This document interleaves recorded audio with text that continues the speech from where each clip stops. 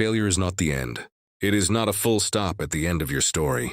It is a comma, a pause that forces you to breathe, reflect, and prepare for what comes next. Yet most people treat failure as a verdict. The moment they fall, they decide it defines them. They label themselves as not good enough, not talented, or not lucky. But the truth is far more powerful than that. Failure is not your identity. It is your teacher. From the moment we are young, we are conditioned to fear mistakes. In school, wrong answers are marked in red. In society, unsuccessful attempts are whispered about. On social media, we see highlight reels of success, but rarely the years of rejection, doubt, and struggle behind them. So when we fail, we feel alone. We feel embarrassed. We feel like everyone else is moving forward while we are stuck. But what you don't see is that behind every visible success is a history of invisible failures. Think about the most successful individuals in the world.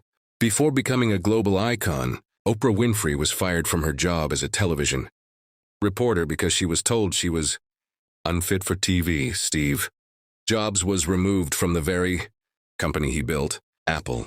J.K. Rowling faced multiple rejections before Harry Potter became a global phenomenon. If they had decided that failure was the end, their stories would have stopped there. But they didn't. They understood something powerful. Failure is feedback. Failure exposes weaknesses, but it also reveals strength. It shows you where you need to grow. It forces you to develop resilience. When everything goes right, you don't change much. Comfort rarely builds character, but adversity reshapes you. It tests your patience. It strengthens your mindset. It teaches you discipline. Every setback carries a lesson, but only if you are willing to look for it. The problem is not failure itself. The problem is the meaning we attach to it. If you believe failure means you are incapable, you will quit. If you believe failure means you are learning, you will continue. The event does not define you, your interpretation does. Two people can face the same rejection. One says, "This proves I'm not good enough." The other says, "This proves I need to improve." One stops. The other grows.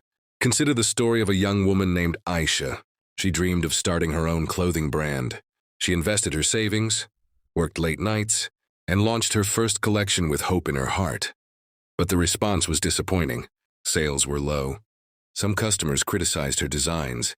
Friends quietly suggested she find a stable job. For weeks, she questioned herself. Maybe she wasn't talented. Maybe she wasn't meant for business. Maybe this failure was a sign to give up. But instead of quitting, Aisha chose reflection over resignation. She studied her mistakes. She asked for honest feedback. She improved her marketing strategy. She refined her designs. She learned about customer behavior. Her second launch was better. Not perfect, but better. Her third launch was stronger. Over time, her brand began to grow. What changed? Not her dream. Not her talent. Her mindset changed. She stopped seeing failure as an ending and started seeing it as data. Every failure contains information. It tells you what didn't work. That knowledge is powerful.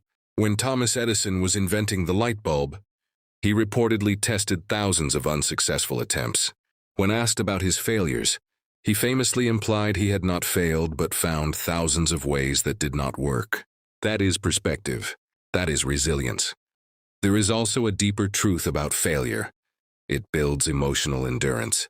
When you survive disappointment, you become less afraid of it. The first rejection hurts deeply. The 10th rejection hurts less, not because you care less, but because you understand that rejection is part of progress. Fear loses its power when you face it repeatedly. Failure also teaches humility. Success can inflate the ego, but failure grounds you. It reminds you that growth is a continuous process. It keeps you curious. It keeps you learning. In many ways, failure protects you from complacency. However, there is a critical distinction. Repeated failure without reflection leads to frustration. Repeated failure with reflection leads to mastery. The difference is awareness. Ask yourself after every setback, what can I learn? What can I adjust?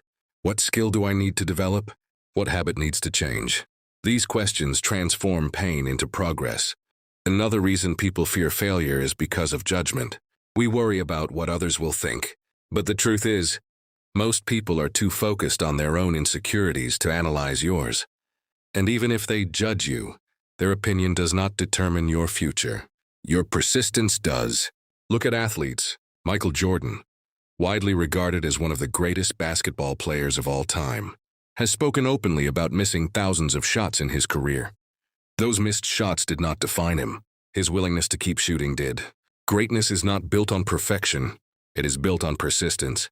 When you redefine failure as part of the process, you free yourself. You take risks.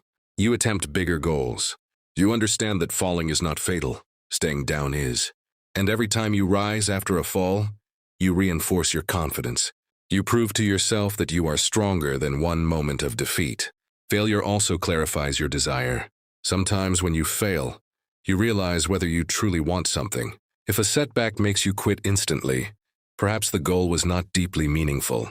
But if a setback ignites determination, that passion is real.